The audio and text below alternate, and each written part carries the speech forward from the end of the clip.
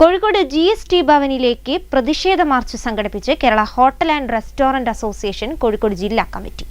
വിവിധ ആവശ്യങ്ങൾ ഉന്നയിച്ച് സംഘടിപ്പിച്ച പ്രതിഷേധ സമരം അഹമ്മദ് ദേവർകോവിൽ MLA ഉദ്ഘാടനം ചെയ്തു. സ്റ്റേഡിയം ജംഗ്ഷനിൽ നിന്ന് ആരംഭിച്ച പ്രതിഷേധ പ്രകടനം GST ഭവന് മുന്നിൽ സമാപിച്ചു.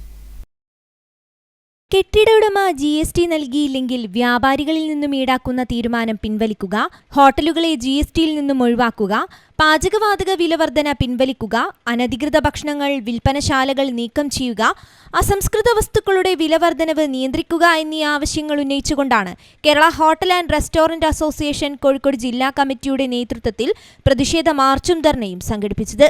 കോഴിക്കോട് സ്റ്റേഡിയം ജംഗ്ഷനിൽ നിന്ന് ആരംഭിച്ച പ്രതിഷേധ പ്രകടനം GST ഭവന് മുന്നിൽ സമാപിച്ചു. തുടർന്ന് നടന്ന ധർണാ സമരം അഹമ്മദ് ദേവർകോവിൽ MLA ഉദ്ഘാടനം ചെയ്തു.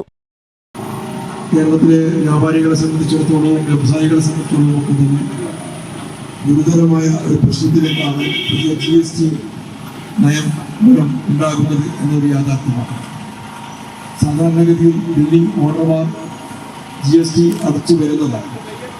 പക്ഷെ ഇപ്പോൾ അതിനെ വ്യത്യസ്തമായി കച്ചവടം ചെയ്യുന്ന സാധാരണക്കാരായ കച്ചവടക്കാരോട് നിങ്ങൾ കൊടുക്കുന്ന വാടകയോടൊപ്പം GST കൂടി നൽകണം എന്ന് പറഞ്ഞാൽ പ്രത്യേക സാഹചര്യത്തിൽ കച്ചവടം മുന്നോട്ട് നീക്കാൻ വാടക തന്നെ കൊടുക്കാൻ പ്രയാസപ്പെടുന്ന ഒരു കച്ചവടക്കാരനെ സംബന്ധിച്ചിടത്തോളം ഒരു 10,000 രൂപ സാധാരണഗതിയിൽ വാടക കൊടുക്കുന്ന ഒരു കച്ചവടക്കാരൻ 18% GST കൂടി കൊടുക്കാൻ 1,700 രൂപയോളം അമിതാരിതമായി വരുന്ന വർധന ഒരിക്കലും താങ്ങാൻ കഴിയാത്ത സാഹചര്യം.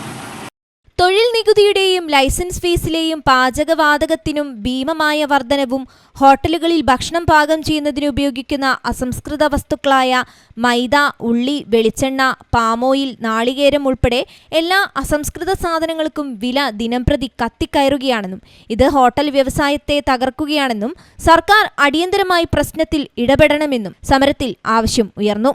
ജില്ലാ പ്രസിഡന്റ് രൂപേഷ് കോളിയോട്ട് അധ്യക്ഷനായി. ജില്ലാ ജനറൽ സെക്രട്ടറി സുനിൽ കുമാർ, സംസ്ഥാന vice president N Sugunan, catering association Premchand എന്നിവർ നേതൃത്വം നൽകി.